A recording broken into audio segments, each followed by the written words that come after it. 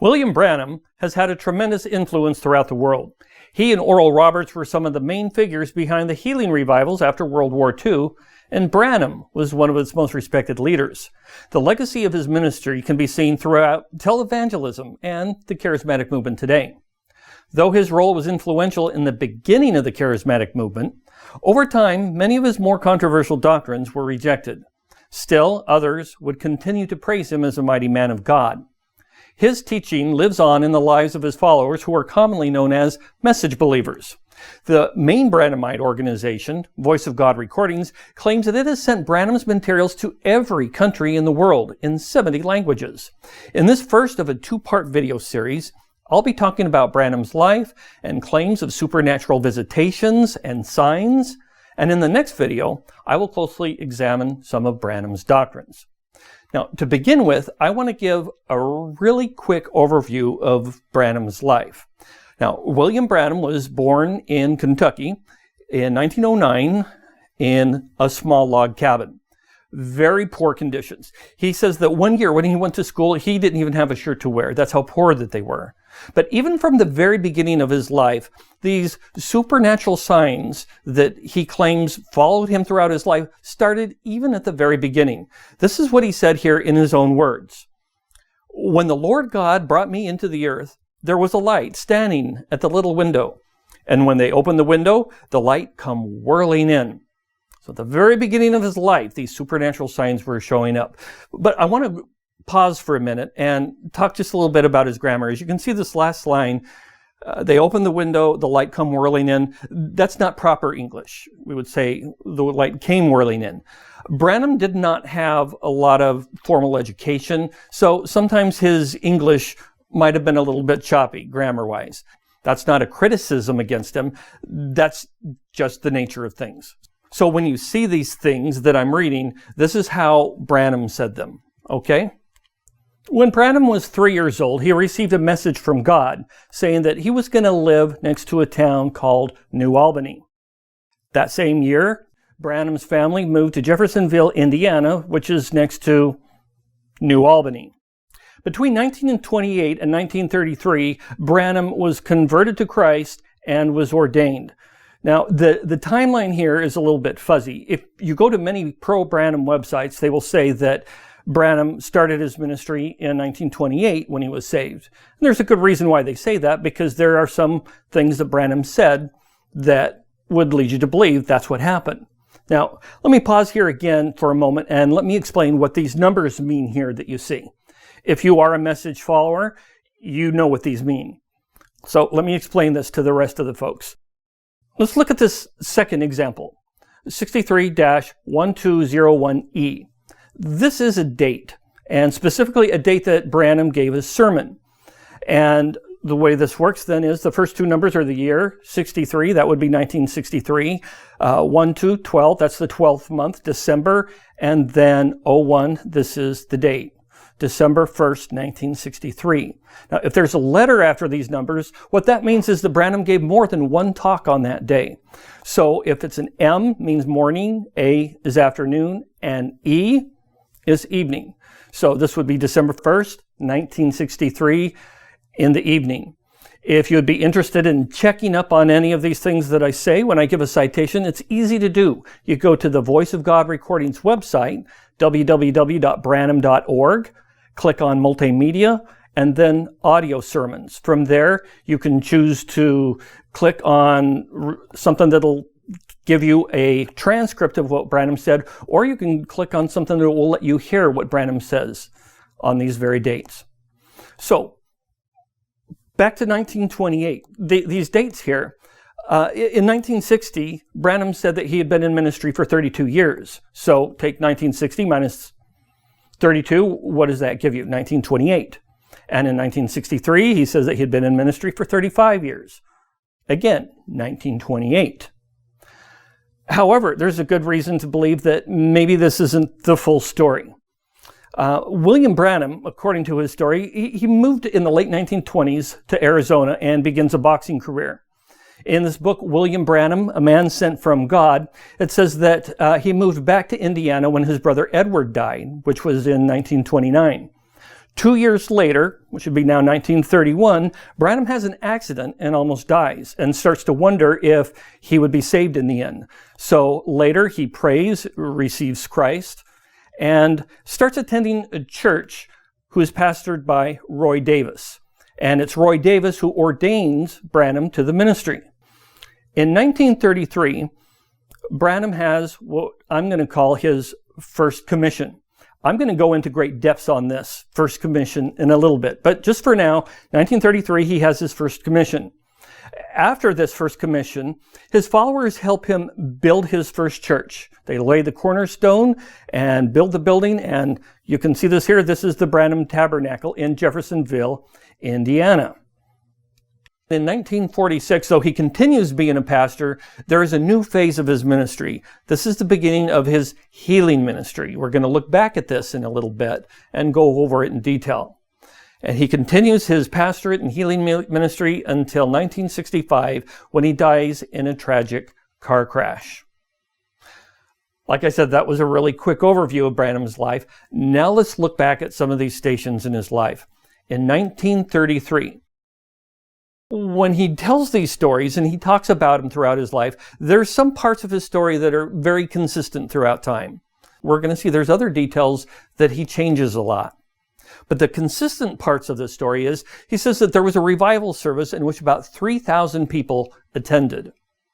And after the revival service, they go down to the Ohio River and Branham baptizes the converts from the revival service. When he was baptizing the 17th person, a light comes down from the heavens. And as the light comes down, a voice speaks from the light. And here is Branham's description of what this light says. "Here come that pillar of fire whirling out of the air, coming down where I was standing." And the voice saying, "As John the Baptist was sent and to forerun the first coming of Christ, your message will forerun the second coming of Christ." Now, there's people standing on the bank watching this. There's people getting baptized. And you can imagine if this is what truly happened, it would have created a frenzy. This would have been quite an exciting event to see. And Branham believes this is exactly what happened. People were excited about it. And it got into the newspapers. Branham said the newspapers packed it. And it swept into Canada on the Associated Press, around the world. A local minister, Baptist minister, baptizing, and said a mystic light appears over him. Now, what I've told you are the things that are consistent in his story, and we're going to look in a minute at some things that are inconsistent. But first, let me explain to you why it's important. Let me give you an example. Say, maybe you and a friend are hanging out in a coffee shop, and some man walks off the street, and he asks, "Hey, did you hear about that accident? It was just right down the street." "No, we didn't hear about the accident. Tell us about it."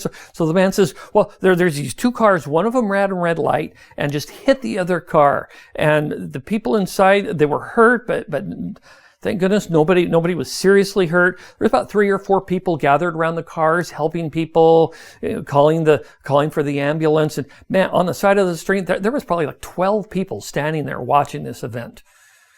And you're like, "Wow, okay. Yeah, no, I didn't hear about that." Let's say maybe a few hours later, you're at the bank and you're standing in line, and you notice a few lines over, there's this same man, and he's talking to somebody, and you can overhear, and he's telling this person what he saw. And he says that, "Wow, there's this big accident. Did you hear about the accident?" People are like, "No, we didn't." So, "Well, man, this happened just a while ago. This bus ran through the intersection and plowed right into this car. Man, this little child was thrown the car and landed on the street. Oh, it was horrible. There was about 20 people surrounding the car trying to help the people that were stuck inside. And there were 200 people standing on the sidewalk watching. It was an amazing, terrible tragedy." Well, that was very different from the first story that he told. It kind of makes you wonder, can you trust somebody who has gotten all these details wrong? Or to put it this way, if this man were to go to court and testify to what he saw, would you trust what he said? When he gets all these details wrong, you might think maybe something happened, but you wouldn't be able to trust what he said because his details changed. say he tells the story several times, and each time he gives different events, different amount of people come, different kinds.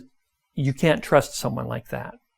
So we're going to see with William Branham, there's some things that he might be consistent on, but there's enough problems with what he says that I think should shed some kind of question mark whether we should trust this man. For instance, how many people were baptized? So they have the revival service. 3,000 people were in attendance. They go down to the river so Branham can baptize those who were converted. How many were baptized? In 1950, he said that 130 people were baptized. Now, we get this number from this book, William Branham, A Man Sent from God. This was written by Gordon Lindsay. Gordon Lindsay was a contemporary and a friend of William Branham. And in fact, most of the book are quotations right from Branham. And so in this book, it said 130 people. That's a lot of people going down to the river to be baptized. Well, that same year, Branham said there were hundreds of people that came to be baptized. Now, I don't know about you, but when you hear the word hundreds, what does that mean? Well, definitely more than 100, probably more than 200 at least, were baptized. So that's a significant jump from 130. But we go forward 5 years, and then William Branham said there was 200 to 300 people were baptized. And then in 1955, the same year, just a few weeks later, he said there were 500 people who were baptized. Now, 1960, 1963, these other quotes, yeah, he stays on this idea of 500. But in 1964, he says there were 1,000 people were baptized. That would have been an amazing event to see, but it kind of makes me doubt, kind of should make us doubt what was going on, because his story kept changing. And this isn't the only part where his story changes. As he was baptizing, people came and stood on the riverbank to watch. And as he tells the story, these numbers change. Now, this first 1950 date from the book, they don't mention how many people were on the bank. There's nothing wrong with that. But in the other 1950 quote here, it says thousands were on the bank watching this. So what does that mean? At least 2,000 people were on the bank watching. But we go to 1955, and now he says there's hundreds. There were hundreds of people instead of thousands. Just a few weeks after that, he says now that there are 7,000 to 8,000 people were on the bank. 1960, he says 3,000. 1963, 4,000 to 5,000. In 1964, he claimed that there were 10,000 people standing on the bank watching the baptism. Now, that revival that started all this, there were only 3,000 people in that. So there were 3,000 people at the revival service, and now there's 10,000 people watching 1,000 get baptized. That's a little hard to believe when we see how often his story changes. Makes us wonder what we can really trust. Now remember what else Branham said about this, is that the newspapers got a hold of this story and it packed into the newspapers. It was in the Associated Press, it went into Canada.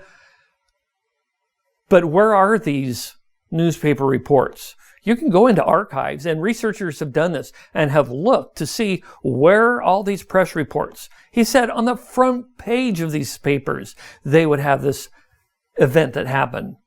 But as far as it's ever been seen, it's only been found in one newspaper, the Jeffersonville Evening News, June 2nd, 1933, was this tiny little newspaper clip. It says 14 conversions are reported in a tent meeting conducted at 8th and Pratt Streets by the Reverend William Branham.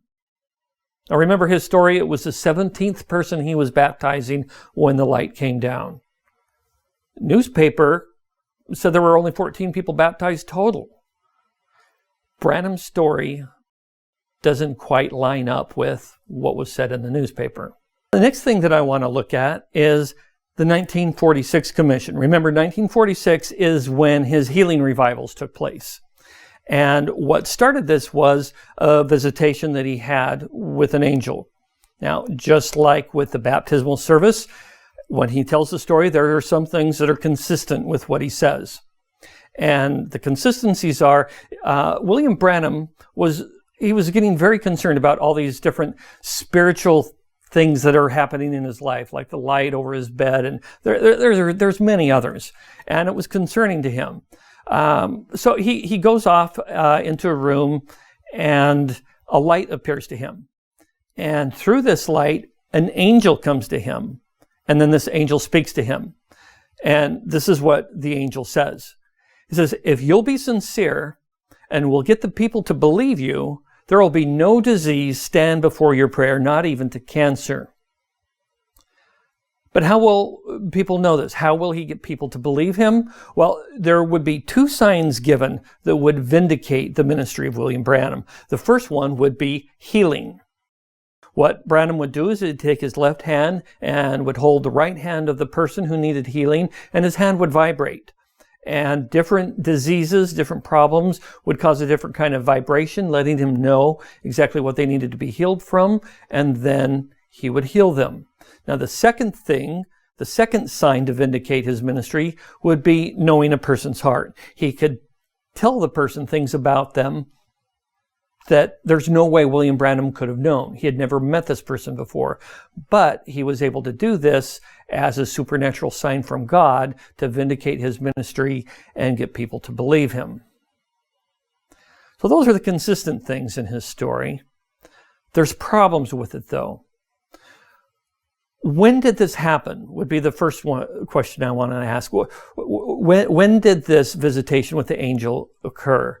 Well, in 1947, one of the first times he talks about it, he says a little over 2 years ago. Now, look at the date here. This is November 2nd, 1947. A little over 2 years ago, subtract 2 years from 1947, what do you have?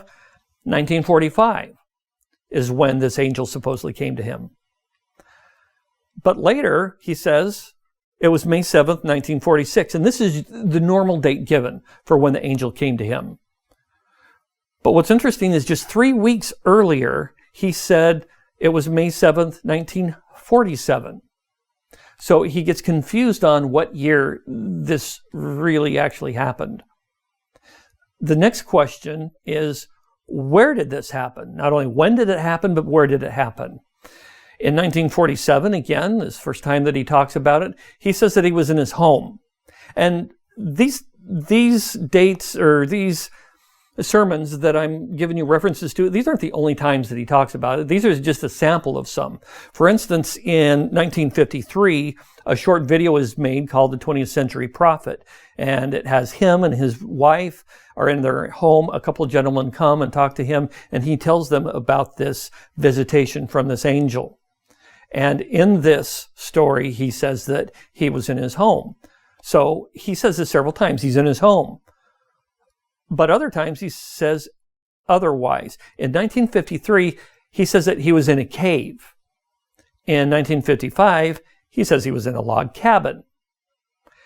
Now, this is important because depending on where he says he was, changes so many other details down the road. For example, our next question is, where did the light come from? So he's in a room, whether it's in his log cabin cave or in his house, and then he sees the light, and remember, then the angel comes forward through the light. Well, where did the light come from? In the 1947 account, he said that he thought it was a car when he first sees the light. And in this account, he gets up and he goes to the door, he opens his door and he looks out and he doesn't see a car and realizes that this light is not coming from a car. However, in 1950, when he sees the light, he says, well, I knew it couldn't be a car. And the reason why he knew it couldn't be a car is because in this story, he's in his cabin, which he says is over a mile from a road. So there's no way a car could be up there. So it's interesting that he points out that it couldn't have been a car, whereas before he said he thought it was a car. So where did the light come from? Another question was, what was he praying? So again, looking back at his story, he's troubled by these supernatural signs that have been following him throughout his life. He goes to a room, and before the light comes to him, he prays. But what does he pray?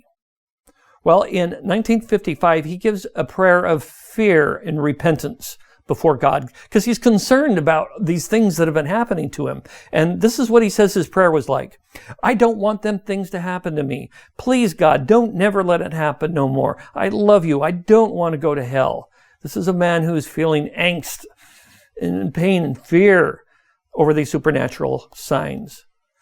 However, very interestingly, 4 years earlier, when he's describing this event, instead of fear and repentance, he's given a prayer of praising God. In his prayer, he says it was something like, "Oh, great Jehovah, how wonderful you are. How I love you. How I love you. Oh, how wonderful." Very different. He tells the stories over and over. The details start to change.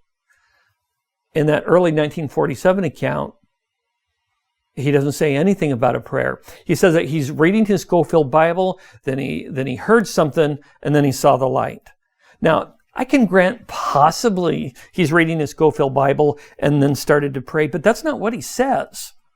If you go to 1947, November 2nd, and you read what he has to say, it doesn't sound like you could fit a prayer in there. He's reading his Bible, he hears something, and then he sees the light. So was he even praying at all? We can't be sure. But this is the event that kicked off the healing revivals. You had up to 35,000 people come out to hear him speak and to heal people. I mean, look at this picture is staggering, the amount of people that would come out. More people would have come out to see him at this time period than any other speaker ever. So his popularity just soared. And of this first year of ministry or so, this is what Branham says. He says, it's some 35,000 definite cases of healing was done in my services by Jesus in 1947 alone. That isn't just what someone testified that's been healed. That's doctors' statements. 35,000 people healed, and they had doctor statements to be able to show this. Where are these doctor statements? I don't think it's right you could just throw out a statement like this and have nothing to back it up. I'd like to see even 10% of 35,000 doctor statements, but there are none. They don't have any. So he's making a claim and is not able to back it up. Next point I want to deal with is something that happened in 1950. I call this Branham's 1950 Pillar of Fire. A very famous picture was taken of William Branham. So in the beginning of 1950, he goes to Houston, Texas, and he's going to speak in the City Auditorium for 7 days and in Houston's Coliseum for 8 days. And when he's at the Coliseum, he's at the podium and he's speaking, and a photographer comes up, zooms in on him, and takes a picture. Above his head is this thing we call the Pillar of Fire. What was this pillar of fire that emerged in this picture? Branham called it several different things over time. At one point he says that it was the Logos or the Christ that was above him. Another time he says it was the angel of the covenant, which was Christ, the Son of God, the Logos that came out of God. Another time he said just plainly it was God. And then he says it's the Holy Ghost, angel of God, the same spirit that was upon Christ, which is interesting because before he said it's Christ and now it's the same spirit that was upon Christ. Lastly, he says that it was Jehovah. Now, some of these terms are interchangeable with Branham, and I'm going to maybe try to unpack some of them in the next video when we talk about doctrine. But enough to say, he said that this thing was many different things. Well, Branham and his crew wanted to verify this negative that shows the light above his head, because they saw this as proof and vindication of his ministry that this light that he talks about that was with him all his life actually appears in this photograph. And he thinks maybe his enemies are going to try to say like, oh, that negative was doctored, it was changed, you can't trust it. So what they did is they go to this guy named George Lacey and they give the negative to George Lacey and ask him to examine it. William Branham claimed that Lacey was the head of the FBI of fingerprint and documents. So somebody very much qualified to be able to tell us if this negative was true or not, or if it had been changed. Lacey concluded, according to Branham, that the light struck the lens, and that's how the light got on the lens.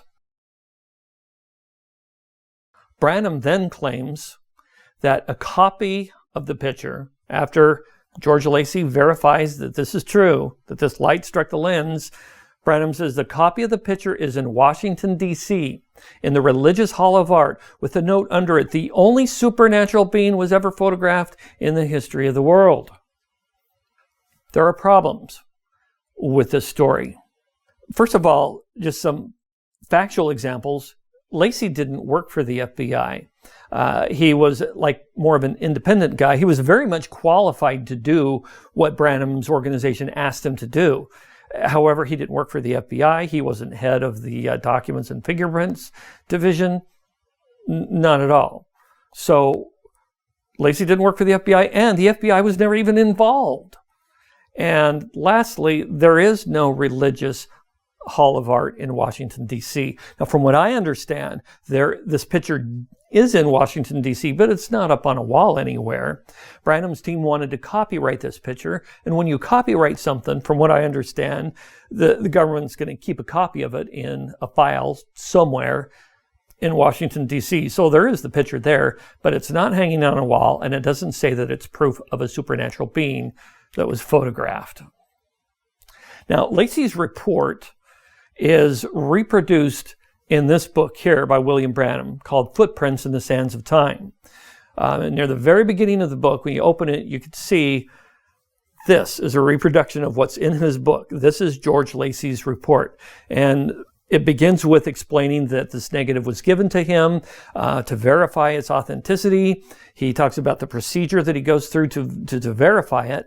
And then he gives his conclusion. He says, I am of the definite opinion that the negative submitted for examination was not retouched, nor was it a composite or double exposed negative.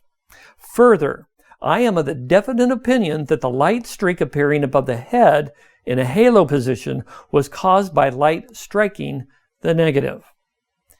And message believers read this and think, you see, this is proof. It is proof. Light struck the negative. That light was there above his head. Well, to tell you the truth, that's not really the question that we have. We're not asking, well, what did the light really strike the negative? See, that's how it always works, is light. When you have any image on a negative, we know that the shutter opens on the camera, whatever light is out there comes and it strikes the negative, leaves an imprint there, and that's how it gets there. So, yeah, we'll agree that there was a light there, but the question is, where was the light and what was the light? Now, I want to give a thanks out to a guy named John Kenna, who is a researcher, who's helped me some and point me into the right direction with a few things that I've been researching here. And this example I have for you here came from on his website. Somebody uploaded this picture of William Branham, which you can see it's the same picture, but it's been photoshopped. And it's been photoshopped to show you what it would look like if that light was actually directly above Branham's head. If it was directly above his head, look at the picture. On his shoulders, it would have been lit up. On top of his head, would have been shining, and on the podium. If that light was actually there, it would make a difference in his surroundings. Compare that to the original picture. His shoulders are dark, his head is dark, the podium is dark. Now, some people might say, well, it's dark there because it was a supernatural light. No, that doesn't work. If it was a supernatural light and didn't reflect off things, how did it strike the negative? If it struck the negative, it would have struck other things as well. So this Photoshop picture of Branham shows that light wouldn't have been directly above his head. It was there, but where was it in relationship to where Branham was? This is a picture of Paul McCartney, and he's in the very same Houston Coliseum that Branham was. And you can see above McCartney's head, there's lights. And nobody's going to think, oh, look, there's more pillars of lights. Now they're floating over Paul McCartney. Not at all. You're not going to think that, because you can see in this picture, you can see in the background, it has the stadium seatings. You can see people in the stadium seatings, which gives you an idea that those lights are way, way above his head. So those lights are nowhere near him. They're way up there. But It's still very different looking than the one with Branham, because with the one in Branham, it's not this clear little circle like we see with Paul McCartney, is it? The reason for that is when a photographer sets up his camera, he can set it up to where everything will look like it's in focus, like in Paul McCartney's, or he can set it up to where he focuses in directly on his subject and things in the background will start to look a little blurry. Now, if you look at William Branham, just over his shoulder, there's a person in the background, a figure of a man, and it's a little blurry. The reason is that the photographer was focused directly on Branham. Things in the background were blurry. This man in the background is blurry. And this light, if it came from the ceiling, looking at how tall that ceiling is, that light was far away and would have been far more blurry just than the man in the picture. Still, you may not be convinced, as I think maybe you shouldn't be, because look how small those lights are with Paul McCartney compared to William Branham. Well, there's a reason for that. It depends on how you frame your shot and how this is lined up. Let me show you another picture from the Houston Coliseum. These wrestlers were there at the Coliseum, and this picture was taken. And look above this man's hands. Let's zoom in on this. It almost looks like this wrestler's hand is going to hit the light. But we know from that other picture with Paul McCartney, that light is way high up in the air. There is no way his hand is about to hit it. But you can see how that light looks so much bigger than it did with Paul McCartney. The reason is the way the picture is framed, the way it's lined up, it makes it look like it's bigger. He's not right by it. And the same thing with William Branham. That pillar of fire above his head was most likely from the light that was on the ceiling in the Houston Coliseum. Next thing I want to look at, Branham's 1963 commission. I didn't mention this in the quick historical overview of his life, but in 1963, he receives another commission where some angels come to him and tell him something. But before we start with the 1963 commission, the story actually starts in 1962. Branham receives a vision about what was going to happen to him in 1963. And he's explaining here what happened in his vision. He said, now, I know this is a vision, and I know that I'm at Tucson, Arizona. Now, he's not saying that he's in Tucson, Arizona at the time he was speaking. He's saying in his vision, he was in Tucson, Arizona. And then in his vision, he says, a blast come forth, and here comes 7 angels from eternity. The angels were in a pyramid made in a form, 3 on a side and 1 on top, and they dropped from eternity. Now, there are several important things about this vision and what he says here. First, in his vision, he says this happens in Tucson, Arizona. There would be a blast, and there would be 7 angels. And these 7 angels would come to him in a specific form, in this pyramid form, 3 on each side, 1 on top. These are the important things to remember. Also, look at the date, December 30th, 1962. So 1963 is just right around the corner. So we go a few months forward, and William Branham is in Arizona, and he's hunting javelina hogs. He is with other people. There's other hunters with him, but he goes off on his own at one point, and this is his explanation. As he goes off on his own, he says, and that morning, I was standing there picking cockleburrs off my trouser leg, and the blast did just exactly the way it said. I assume he means the way the vision pointed out. The blast happened that way. I must have jumped way off the ground, and just above me was the angels of the Lord. So these angels come to him, and one of the angels speak to him. The angel said that the time was at hand for these 7 seals, which held the 7 mysteries of the entire Bible, was sealed with these 7 seals. Basically, he's pointing to Revelation chapter 10, verse 7. Branham is being commissioned to be the angel or the messenger that opens the seals. And he's going to go back to his church in Indiana, and he's going to preach on these seals. So after this angel speaks to him, these 7 angels rise up into the heavens, and they make this very mysterious formation in the sky. which you can see in this picture here. This picture was taken on February 28th, 1963, and this cloud formation, we'll call it, was above Flagstaff, Arizona. And we know this to be true because it was in many magazines. One of them, particularly, I want to point out, is the Life magazine on May 17th, 1963. And this is the picture that it had. It had several pictures, and this is one of them.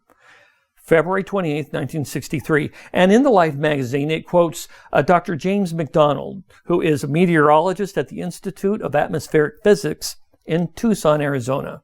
And Dr. McDonald is completely baffled by this extraordinary cloud formation. He says in the article that it was 26 miles high, it was 30 miles across. And he said it was a lot higher and bigger than a cloud should be. So what was this? It was higher than clouds could possibly be. And he also said it was too high for a jet plane. And he had looked and saw that there were no jet planes flying around in Arizona at that time that there could have even done this. So what was this? Well, according to Branham, this cloud formation represented two different things. He said, now, here it is, the same time I was there. See the pyramid of the cloud? So Branham sees in this cloud some kind of a pyramid shape. He says, I was standing just below this. See the distinctive angel on the right-hand side? See the pointed wing of it? So he's still maintaining that this cloud formation is actually the seven angels who are forming this pyramid shape. And take note that he says, I was standing just below this. This is the same time I was there, he said. Now, I don't know if you can see a pyramid form in this. I'm going to get back to that later. But he claims this is in pyramid form. But there's another significance to this. A few years later, Branham described the significance this way. He said, and the very picture of that seven angels being lifted up, turn it to the right-hand side, which, let me do that. We turn it to the right-hand side. And there is the face of the Lord Jesus looking down to the earth again. Do you see Jesus' face in this cloud? Well, let me show you how message believers see the face of Jesus in this cloud. This is the face that they see. This is a painting by Heinrich Hoffman, and it was Branham's favorite of Jesus. Branham said that whenever he saw a vision of Jesus, this was how he looked, like in the painting by Heinrich Hoffman. And this is the face that's in the cloud, and this is how this works. So there's Jesus' face represented in the cloud. Now, one thing that makes it look like it doesn't really fit very well, you might notice, is the cloud is kind of like overlaid over the top of Jesus. And there's a reason for that, according to Branham. This is how he explains it. There's a white wig that they used to wear. Put a wig on and wear it as a judge. England still does it.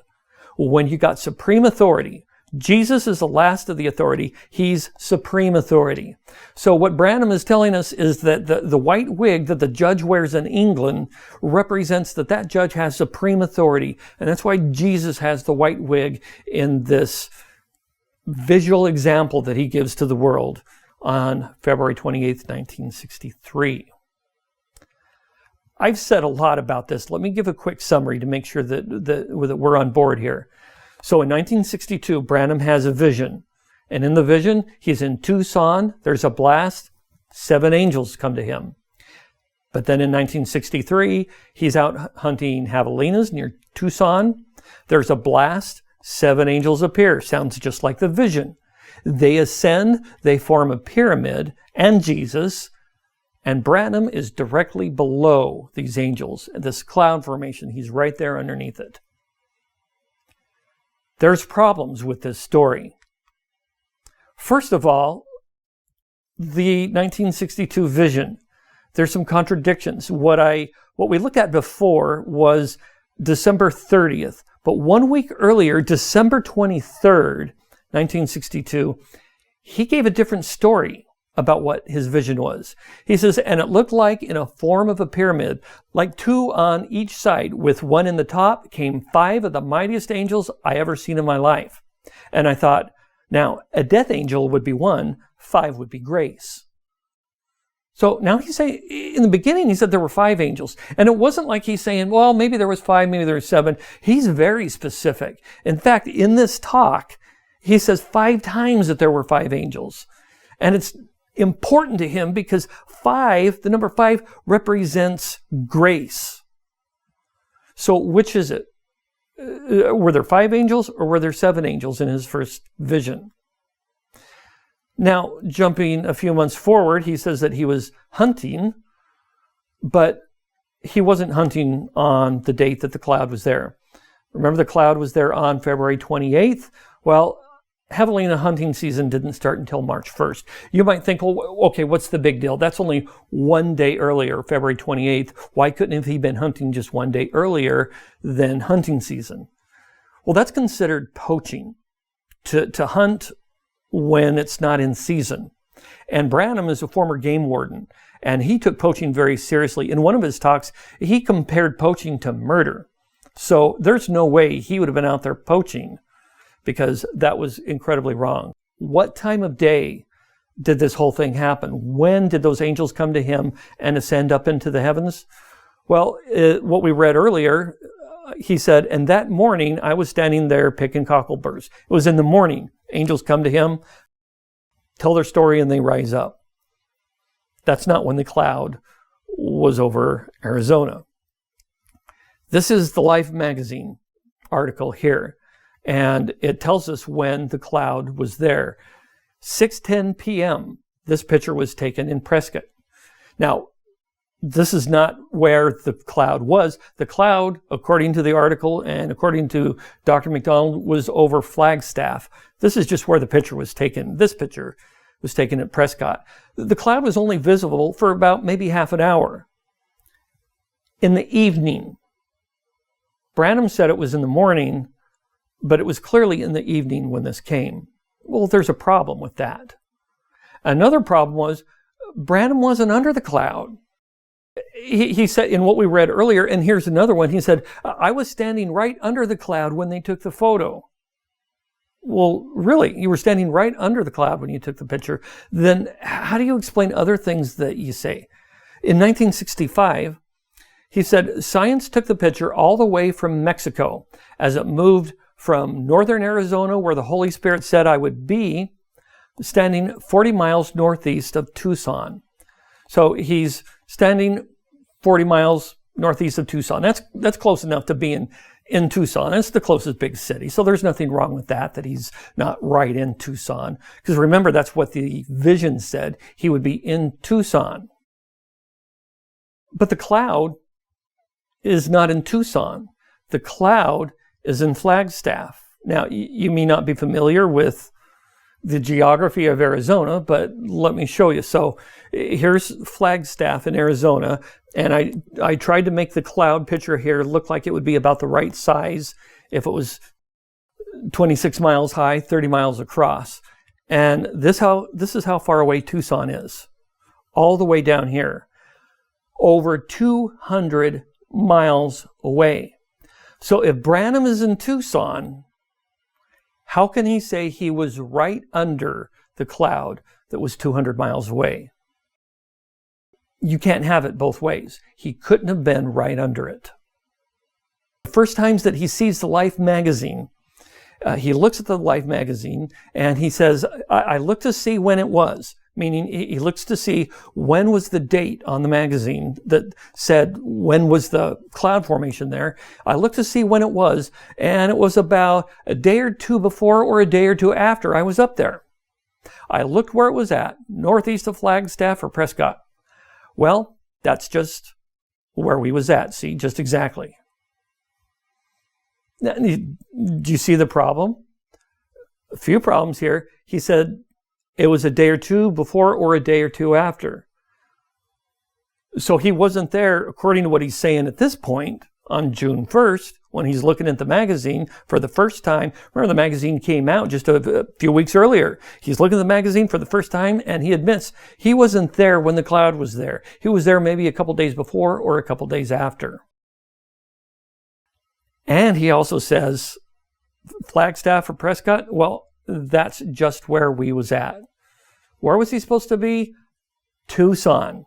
Where was Flagstaff? 200 miles away. Second thing is the shape of the cloud. Remember he said, see the pyramid of the cloud? There's no pyramid shape in this cloud. Now you can kind of maybe force a triangle upon this and say like, well, there's maybe a triangular shape, but that's not really what the shape of the cloud is. And a pyramid is not just any kind of shape. There's very distinct angles on a pyramid. Then they're all exact and all perfect. This is closer to the angles of a triangle from a pyramid. There's no way you can get that to fit inside or outside of this cloud formation. And then also we have the picture of Jesus with the wig. And Branham's claimed that this wig represents, like the judges in England, that the judge has complete supreme authority, and that's why Jesus has it, to emphasize that Jesus has supreme authority. That's not why the judges wear the wig, because the lawyers wear the same wig.